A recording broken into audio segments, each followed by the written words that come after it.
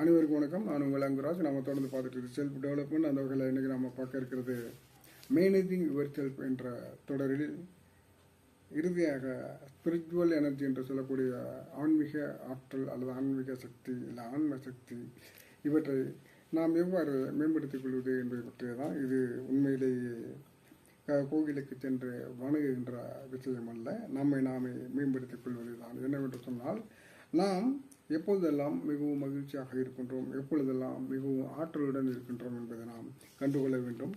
அந்த மாதிரி விஷயங்களில் நாம் கவனத்தை செலுத்துவதற்கு முயற்சி செய்ய வேண்டும். அதே போலவே எதை செய்யும் பொழுதெல்லாம் நாம் முழு திருப்தி அடைகின்றோம் என்பதையெல்லாம் கவனித்து அதற்காக நமக்கு நாமே நம்முடைய நேரத்தை ஒதுக்கிக் கொள்ள வேண்டும் என்பதுதான்.